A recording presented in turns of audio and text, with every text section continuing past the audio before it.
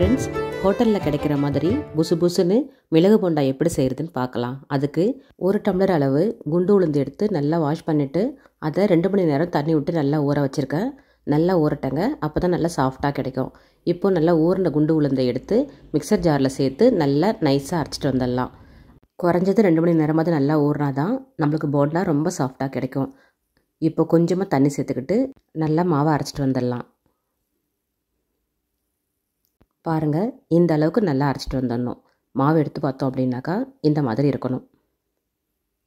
நல்லா நைஸாக இருக்கட்டும்ங்க, கொஞ்சம் குறப்பாலாம் அரைக்க வேண்டாம். இந்த மாதிரி நல்லாவே அரைச்சிக்கோங்க. இந்த அரைச்சிட்டு வந்த மாவை நம்ம ஒரு மிக்சிங் பவுலுக்கு மாற்றிக்கலாம். மாவு அரைக்கும் பொழுது ரொம்ப தண்ணி சேர்த்து அரைச்சிடாதீங்க. கொஞ்சம் கொஞ்சமாக தெளித்து அரைச்சிக்கிட்டா தான் மாவு தண்ணியாகவும் ஆகாது, நிறைய எண்ணெயும் குடிக்காது.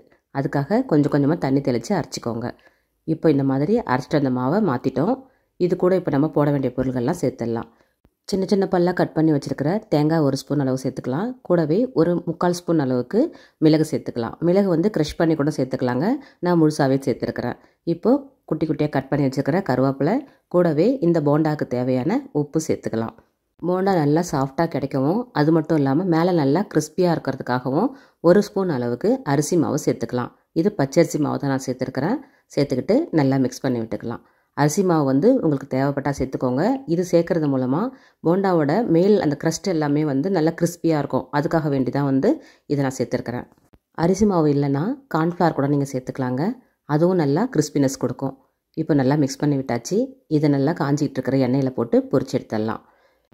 பாருங்கள், இந்த அளவு நல்லா மிக்ஸ் பண்ணிட்டா போதும்.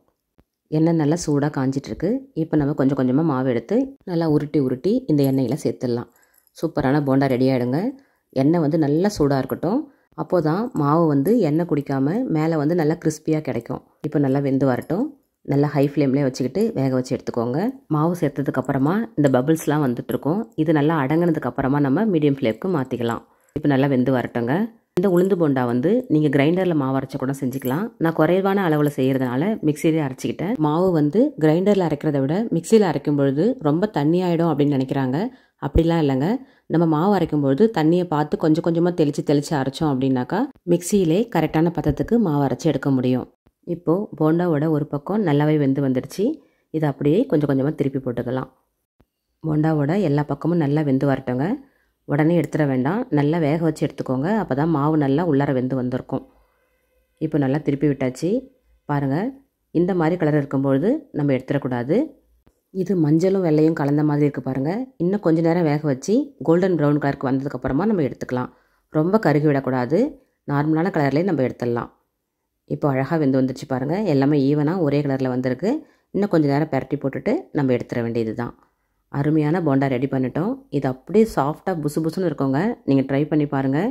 மிக்சர் ஜார்லேயே அரைச்சி நம்மளால் சூப்பரான போண்டா ரெடி பண்ண முடியும். பாருங்கள், கலர் எல்லாமே மாறிடுச்சு.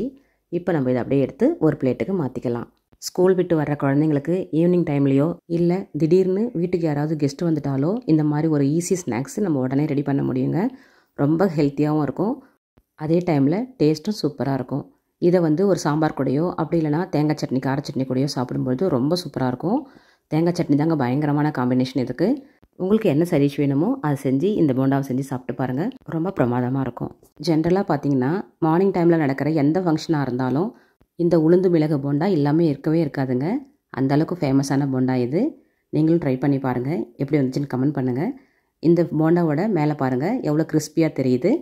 நம்ம அரிசி மாவு சேர்த்ததுனால இந்த கிறிஸ்பினஸ் கிடச்சிருக்கு. இது உள்ளார எவ்வளோ சாஃப்டாக இருக்குன்றதை செக் பண்ணி பார்த்துக்கலாம் வாங்க. பாருங்கள், எவ்வளோ சாஃப்டாக சூப்பராக இருக்குது பாருங்கள். நல்லா பஞ்சு போல் இருக்குது உள்ளார, மேலே அப்படியே கிறிஸ்பியாக இருக்குது.